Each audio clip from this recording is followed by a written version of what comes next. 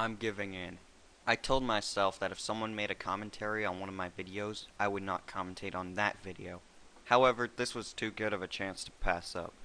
You see, there's this user named Sonic and Tails for Life. I should have known that he was a troll when he said Metroid didn't have poor level design. But my respect for other human beings prevented me from thinking so. But this tipped me over. I know that you're thinking that I shouldn't feed the troll because that's what he wants. However, the truth is that an obvious troll is never a good troll. So by doing this, I hope he'll learn from his mistakes and become a better troll. I have a friend named Transformers Fanco 217 that did a commentary on this. It was an okay commentary, but I think I can do better. So I'll be commentating on that commentary. To distinguish myself from the past version of myself, I'm going to use a different character representative. This time, it'll be a park bench, courtesy of todaysphotos.org. Let's begin. I would like to thank all of my subscribers. You all rock like Stan Bush. This one will be on No More Commentaries' commentary on Shellstar1224's Outside Factors rant. This is a relatively short and sweet intro, so without further ado, let's get on with this show. Flickering still applies. I've touched upon the concept of outside factors in video games before, but I've never really clarified what I meant by it. Am I the only one that noticed that the video is shaking? It's not a big deal, but an explanation would have been nice. So I'll do that right now. So when you make this video, are you going to continue to speak in the same monotone voice? You're expecting him to have an exciting voice? You know, not everyone has an exciting voice, you know, or at least an entertaining one. Oh, I am sorry for having a monotone voice. In all seriousness, what I say is much more important than how I say it. Let's start off by going to Wikipedia and seeing their list of best-selling video games article. Yeah, because Wikipedia is always correct. Who knows? Maybe the sales info could be correct. You're saying that because Wikipedia can be edited by anyone. Wikipedia can be quite a reliable website if you look for a certain thing. It's called citations. Just look at this piece that I ripped off from the actual article. All of them have at least one citation.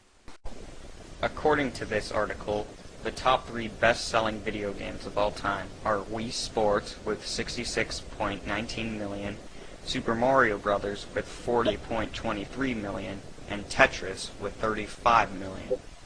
What do these 3 games all have in common?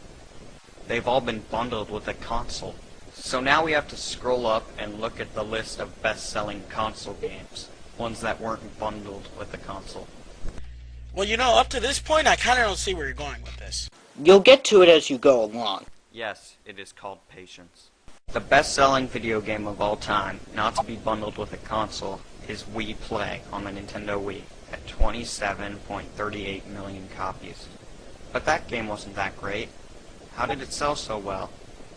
Oh, that's right. It was bundled with a Wii remote. Okay, other than the fact of you being a nitpicky motherfucker, I don't see where else you're going with this. I mean, all I'm getting is, it's apparently bad for companies to bundle games with their consoles and bundle items such as controllers with their games. But, like I said, other than you being a nitpicky motherfucker, I clearly don't see where you're going with this. He isn't saying that bundles are a bad idea. He's saying they shouldn't count in highest-selling video games lists because they all have a physical item or a physical gimmick to help them sell better. So let's go on to the next one. Number 2 is Nintendogs at 23.26 million. But it says it's counting all 5 versions of the game. But do any of the versions of Nintendogs play differently? If that's the case, then why not include every 8-bit Mega Man game as one single entry? Next is Wii Fit at 22.61 million copies sold. And it's rated T. But that was bundled with a balance board. Is there any other way to play Wii Fit without the balance board? So of course it has to be bundled with the game. That kinda goes with the first 3 entries as well, seeing as how you need a game to play a console. Some games use the Wii remote by itself in Wii Fit. But in all honesty, if that's how it works, how come every video game doesn't come with a controller? Next is Mario Kart Wii with 22.55 million units sold. But that was bundled with the Wii Wheel. Finally, we reach the first video game not to be bundled with something. New Super Mario Bros. On the Nintendo DS with 22.49 million copies sold. Your monotone voice is putting me to sleep. Can you please get on with the point? Again, not everyone will have an exciting tone to their voice. Isn't it funny how you said this right before all the parts came together? Wouldn't you agree that the 7 other games shouldn't count for bestsellers because they had some type of trick to help them sell more? No. Every game has a gimmick to help it sell better, or to help it sell at all. For example, when Sonic the Hedgehog first came out, its gimmick was speed. The speed factor in Sonic helped it make it show that it has differences between it and Mario. He means physical gimmicks, like including a free controller or making it part of buying a console. Here's a better example. Let's say there's 2 cars. One has 4-wheel drive, and the other one comes with a TV, not built in, on the side. When this happens, you gotta remember what you're trying to buy, a TV or a car. So yeah, the definition of an outside factor is something that's not part of the video game that gives it a high or low status. That definition is going to come back to bite him in the ass. But let's watch for that. It won't really bite him in the ass. It's not gonna bite me in the ass. The outside factor I've addressed before was at Screw Attack. They were having a contest where you nominate and vote the worst video game of the decade, and Sonic the Hedgehog on the Xbox 360 and PlayStation 3 beat Big Rigs over-the-road racing. For obvious reasons. Sure, Sonic 06 was flawed, but you at least had an objective. Big Rigs had no objective, point, or purpose, and was much glitchier than Sonic 06. Because everyone was voting for it because they thought it was too different from the classic Sonic the Hedgehog games. Just because a video game is different doesn't mean that it sucks. First off, you're a hypocrite, but I'll go into that right after I tell you that Sonic 06 is a terrible game because there's so many reasons. A Sonic fan that likes to swear? Where have I heard this before? Sonic fucking colors. Okay, all I have to say to this is just one fucking thing. What the fuck?! I can go into it, but I don't have 5 hours. Dude, but here's some simple answers for you. Terrible controls. I played it and it controlled perfectly fine. I could only harp on the controls of the boarding sections because movement was so hard to actually do. Big Rigs controls like a tank.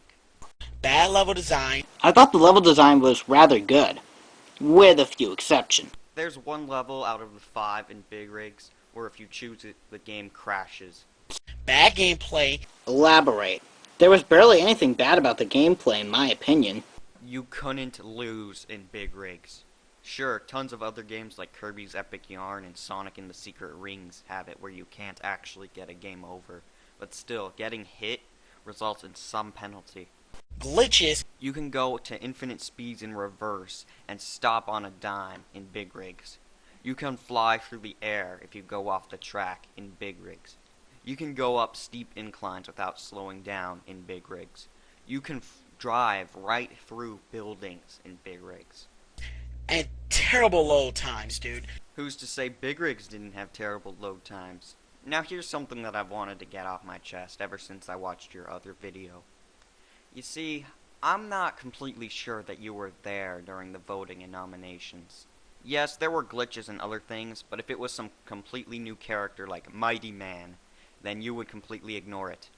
I think you're just assuming that they voted because of glitches and other things. Watch, I'm going to post 2 links into the video description that show Sonic 06 and Sonic and the Black Knight winning their respective saggies. You'll see that for Sonic and the Black Knight, they're like, oh, it's Sonic, and he used to be cool, and for some reason now he's not, and because it's like a chain reaction, this game must suck too, and it's a sword, so it's gotta be bad. It's gotta be the worst game on the Wii of the year. Sonic 06's makes a little bit more sense, because instead of a sword, they say glitches. But alas. Then read the comments, and you'll see both sides of the coin. On Sonic 06's, you'll see people saying Big Rigs should have won. Sonic and the Black Knights is littered with things like saying Sonic plus sword equals saggy. Concept isn't an outside factor, but it's still a pretty dumb idea to say that the video game sucks because of the concept rather than actually going into more depth, like saying why the gameplay is bad. Remember how you said because I only played one level of Sonic 06, I have no right whatsoever to talk about it? Since I have no proof that you were there, maybe you should be quiet. Sonic 06 is terrible. Okay, first off I'm going to show you two clips. First the initial clip that makes me call him a hypocrite, then the clip that helps prove my point. Just because a video game is different doesn't mean that it sucks. And my point is being proven from this clip right here. You don't have to say that since you already said it earlier. That just makes us lose the connection you're trying to make. So, your character doesn't appear at first. You wait, and then all of a sudden, there it is. You go right as far as you can until you get to a dead end. You try everything, and then you go all the way left past the starting point and find an object that allows you to crouch. Isn't that kind of strange? In pretty much every other video game, you're always told to go right. Or forward in a 3D game. Now Shadowstar, I always want you to remember this one and only thing. Just because a video game is different doesn't mean that it sucks. He had more reasons to say the game sucks, like the death penalty, lack of health, and lack of direction. At all. I know because I dealt with that review before. Yes, I'll admit that comparing it to the other games is bad, but like Transformers Co. said, that was not my main weapon. For the people at Screw Attack, however, the number one reason why they hate it so much is because it has Sonic the Hedgehog's face on it. I know I've said that a few times, but hopefully you'll understand what I mean if I say it enough.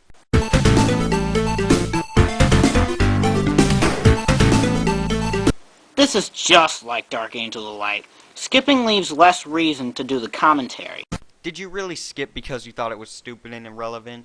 Or was it because you had no arguments to counter my points? If you really thought it was that bad, you would have gone through it anyway. As for irrelevance, I'm talking about outside factors. Outside factors equal outside factors. Now let's talk about outside factors making a video game better than it actually is. Of course, there's the idea that if a video game comes into a certain franchise, it's instantly good or bad, but... That, my deluded moron. Stop for a second. How old are you? I know that when I was 12, I thought calling people stupid at every turn made me look smart. However, a /tap3 told me this. He said this after I called him a bastard. If you're confused about this whole thing about Smashboards, then you should watch my original video about outside factors because Sonic and Tails for Life decided it might have been a good idea to cut it off. Is because of this. How many bad 3D Mario platformers are there compared to how many bad 3D Sonic platformers there are? That's a matter of opinion. I enjoyed all of Sonic's 3D outings and all of Mario's, but one may hate all of Mario's games. Again, it's a matter of opinion. So, Sonic, you're actually in support of this idea, huh? This video was made for people like you, you know? I actually expected you to say something like, oh, people like Galaxy 2 because of all these reasons, and Sonic and the Secret Rings is considered bad because of all these reasons. Not because they're in their respective series, and yet for some reason you supported that idea. And huge sales of a video game doesn't instantly make it good. In my Sonic the Hedgehog fanboys rant, I said that Sonic Unleashed sold 5 million copies, so the series is still alive. Just because it's alive doesn't mean that it's good. All I was saying that as long as Sega keeps making money, they'll keep making games. Waving critics' reviews in other people's faces isn't much of a valid argument either. In all honesty, when I first saw this commentary, I thought he was actually going to say something about those 25 seconds. And now we continue to my favorite outside factor, multiple video games in one. Take a huge survey of Sonic fans and ask them what their favorite Sonic game of all time is. And after you're done with that, take another huge survey of Sonic fans and ask them what their two least Sonic games are. I guarantee it'll be Sonic 06 and Shadow the Hedgehog. Two least Sonic games? By the way, I was expecting Black Knight or the Riders games to be on that list. By the way, Shadow's games was mostly hated for the guns and vehicles, though there are valid arguments that work in favor of a negative review of the game.